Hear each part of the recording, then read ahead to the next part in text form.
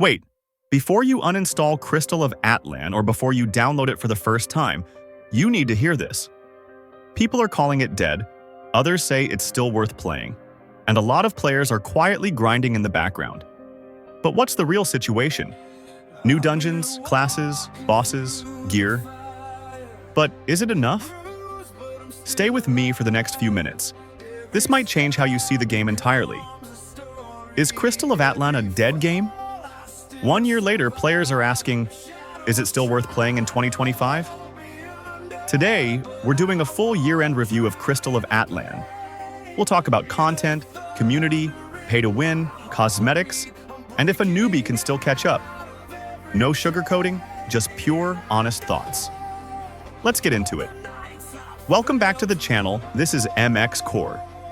If you enjoy MMORPG discussions, gameplay, reviews, and honest breakdowns, make sure to subscribe. Now, let's talk Crystal of Atlan, where the game stands today, and if it's still alive. The first question everyone loves to ask, is it a dead game?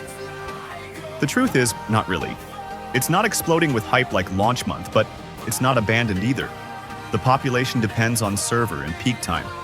You'll still find players farming, raiding, chatting in guilds, and joining events. It's more like stable but quiet. It's not a ghost town, but it's not the most active MMO on the market right now. If you're expecting massive crowds and PvP chaos everywhere, you might be disappointed. But if you're a player who enjoys consistent progression, chilled grinding, and exploring at your own pace, the game still has life in it. Now let's talk about content. What do you actually do in Crystal of Atlan? You've got story quests, open world zones, exploration, dungeons, raids, seasonal events, and of course the grind of gear upgrades. Over the year, we've seen new dungeon mechanics, new classes joining the roster, new bosses with actual mechanics you can't just face tank, and gear progression that expanded for late game players. Combat still feels smooth, flashy, and satisfying, especially when you pull off skill rotations perfectly or dodge a boss attack last second. If you love action combat that feels responsive, this game delivers. But yes, repetition is part of the experience. Farming mats, gear, RNG, dailies, weeklies. If you enjoy the grind, it's rewarding. If you hate repetition, you'll feel it sooner than later. Now, pay to win. The spicy topic, is Crystal of Atlan pay to win? The honest answer is yes, there are pay to win elements. Spending money helps you progress faster, get better rolls, boost power quicker, and skip parts of the grind. But does it make free-to-play players hopeless? Not exactly. You can still progress without paying, you just move slower.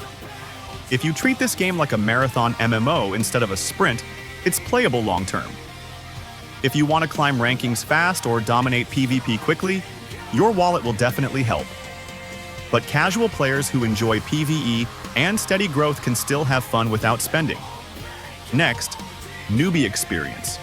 Can new players still catch up? Surprisingly, yes. With catch-up events, guides, and active communities, beginners can still join and grow into mid-game without feeling useless.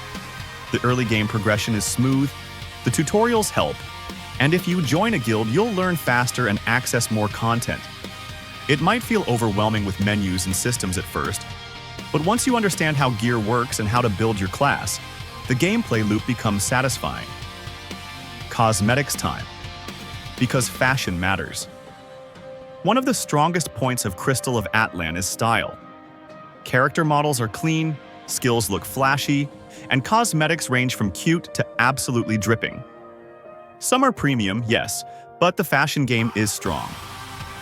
If glamour is your endgame, you'll feel right at home. What about upcoming content? The game is still receiving updates. New bosses, seasonal events, class balance changes, and more cosmetics continue to arrive. It's not the fastest update roadmap ever, but it's active enough to keep things moving. As long as updates continue, there's a reason to log in and grind. So, final verdict. Is Crystal of Atlan worth playing in 2025?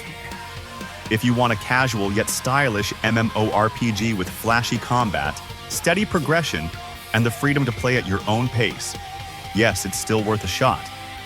If you want a massively populated MMO with constant hype and chaos, maybe not your best pick. If you hate grinding or chasing gear progression, you might drop it fast. But if you enjoy action combat, character customization, and chill long-term progression, Crystal of Atlan still holds value today. So I'll ask you, are you still playing Crystal of Atlan? Are you planning to return? Or is this your first time hearing about it? Drop your experience in the comments. I read every reply. If you enjoyed this review, leave a like, subscribe, and I'll see you on the next one.